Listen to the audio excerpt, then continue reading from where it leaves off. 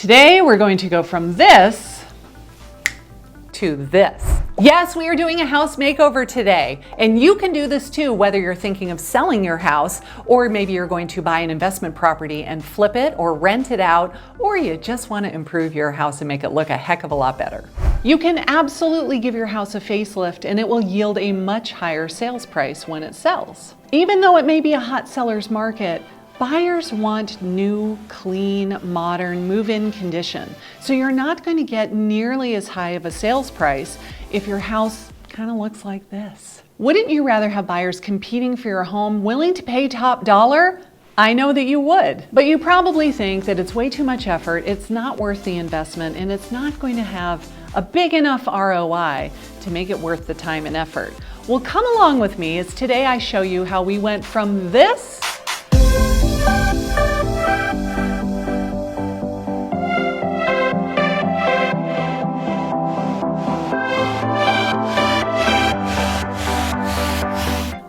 to this.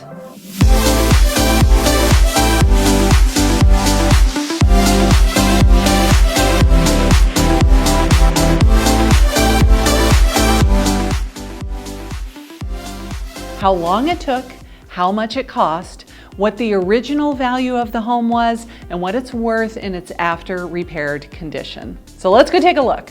Now, before we get started, I have to go back in time a little bit. The first time I came to this property was about 4 months ago, and it was tenant occupied, and she had lived here for 8 years. They had never done any remodeling, they hadn't done any repairs, they hadn't ever updated anything. And while it was not in terrible condition, it was going to need a lot of work if we wanted to make it get top dollar when we turned around and sold it. So let me show you what we were starting with. There had been some water intrusion at the back door, which completely destroyed the carpet, and the tenant had not done anything about it. She just pushed her lazy boy chair on top of it, and it sat like that for a couple of years. So I knew we were going to have to replace all of the carpet throughout the house. That was kind of a given. The paint color was going to have to go. I'm afraid that a light lemony yellow is just not very popular anymore. And because we show properties every day, we hear from buyers what they like. We knew that a light, neutral, gray, brown, grayish, if you will, was probably going to be exactly what the majority of people would want. So flooring and paint were definitely on the agenda. Appliances also were as well. The last major purchase was going to be kitchen appliances. Nobody wants to buy a house where it looks like the oven hasn't been cleaned in 15 years. And that's what we had going on here. There was no built-in microwave. The refrigerator was way too big and it blocked the doorway. So we wanted to get a counter depth fridge. We needed a nice new modern oven. We wanted a built-in microwave, a new dishwasher. And after we picked out all of the appliances, we thought we really need to do the sink and the faucet as well, because the sink is white and it's all scratched up on the bottom. It was a builder grade, super cheap faucet. We found a beautiful stainless steel sink with a matching faucet at Costco for only about $330. Then there were a bunch of just random miscellaneous things, like a broken towel bar in the bathroom. There was a missing light fixture in the kitchen. There were some blinds that were missing the little turny thing, that's the technical term, that opens and closes the blinds. As we investigated the cause of the water intrusion around the back door, we found that there were a couple of minor roof leaks, and that back door was pretty rotten, so we were going to have to take the door out and replace the whole frame around it. So between the back door project, the flooring, the paint, the appliances, the sink, and the miscellaneous random small things, we were estimating it was going to come to somewhere around $20,000 to do all of these repairs. This is my husband, Chris. He gets roped into helping me with all these projects, including being my cinematographer. Say hello. Hello. Let me finish this up. So how long did it take you to remove all of the cabinets? It actually took me, by myself, about an hour to remove the cabinets. Not very hard. All you need is the power driver with a number 2 screwdriver bit for the majority of them, and a couple 5-gallon buckets. Well, knowing that these are one-piece cabinets, they're pretty heavy, I actually put 2 5-gallon buckets, one on each cabinet below, which put it up just about the right height. So when I would take them off the wall on one end, I was able to set them down without them collapsing and falling onto the floor. It may not be the correct way to take them down by yourself, but that's the way I did it yesterday. It may not be the way I do it tomorrow, but it's the way I did it then. And that's when we ran into our first problem. When I got an estimate for painting the inside of the house, I said to the painter, why don't you go ahead and give me a bid for painting the kitchen cabinets too? They're not in terrible condition, but they're ugly and they look very old and the doors don't really close correctly. Let's just see how much it would be to paint. Well, the cost to paint the outside only of the kitchen cabinets was almost half of what it cost to paint the entire interior of the house. So off we went to Lowe's. So of course the cabinets that I want, they only have two and they are on that shelf up there, but they are the Diamond Now brand. And the reason why we went with that brand over the Project Source, which are readily available and there are a million of them, those seem to be like very, very entry-level cabinets. And while they're very inexpensive, I didn't think they were going to be very durable and stand the test of time. Whereas that Diamond Now brand looks like it's pretty well made without going custom cabinets that are going to cost 3 times the price. This Diamond Now brand seems like it is a really good balance between being affordable and well-made. These are not the same style of cabinets, but this is a Diamond Now brand. They have these hidden hinges, which is really nice on the inside. They look very pretty on the outside, and then the drawers have solid wood on the sides. So again, they seem pretty well made, but at a very affordable price. Now, if we had gone with custom cabinets, this is what we did in our home, in our primary residence.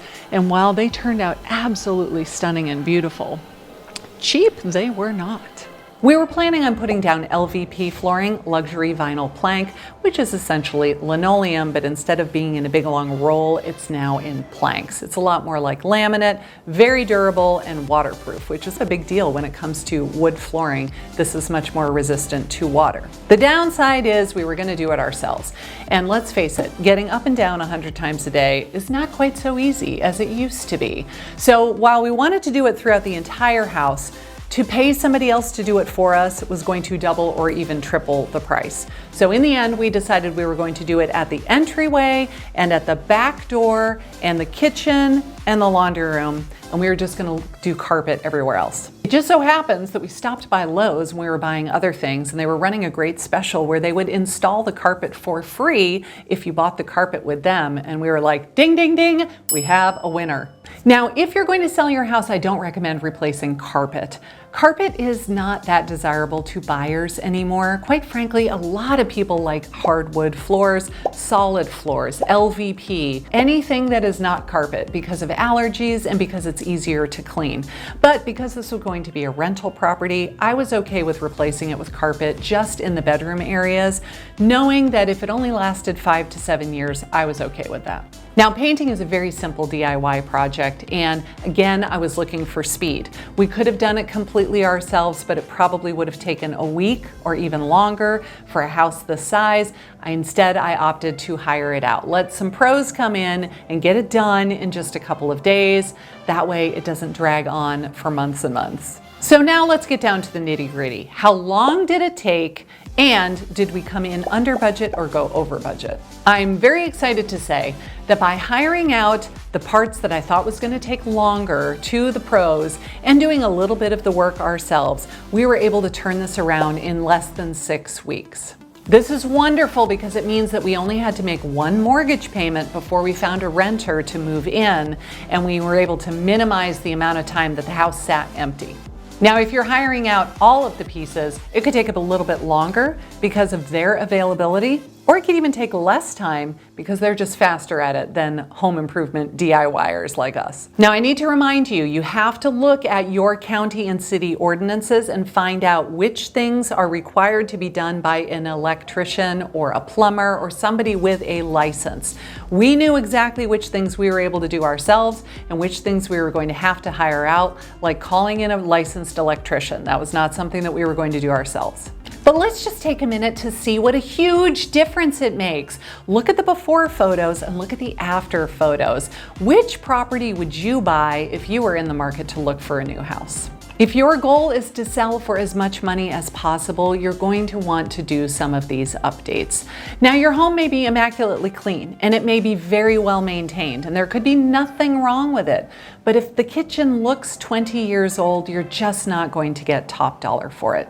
You want to do some modernizations that appeal to today's buyer so that when they walk in and they look around your amazing home, they rush to write an offer on it for top dollar. Conversely, if you don't do these updates and you say, well, let's just make sure that it's very clean and there's nothing broken and we'll call it good, buyers walk in and here's what they do. They start looking around going, okay, I need to fix this and I need to remodel this and I need to redo this and I need to pull that out and I need to fix this. And what they're doing is coming up with a reason to justify a low offer. They are adding up the cost of all of these things so that they can deduct it from their offer price. You don't want that to happen to you. Now, a skilled realtor will be able to tell you which things you should do and not do based on the return on investment that you stand to gain. So don't just run out and fix everything in your house. Consult a professional who can tell you, do this and don't do this because it doesn't have the ROI. But now the question that everybody is waiting for, how much did it all cost? You'll remember that I said we were going to budget $20,000 to do all of these repairs. After all of the major repairs were done and the little minor things that had to get done as well, we came in at just under $20,000. We were at roughly $19,600. Was it worth it to spend that money? Heck yes, because the before value was $187,000 and the after value is about $225,000. So even with the amount of time that it took and the $20,000 investment, the amount that we would be able to sell it for now if we decided to sell was significantly more than the as-is value plus the cost of the renovations. Now, if you are thinking of selling your home and you need a skilled realtor who can come in and advise you, what should you fix, what should you leave, what should you update to maximize your value? Click this link and let's get started right now.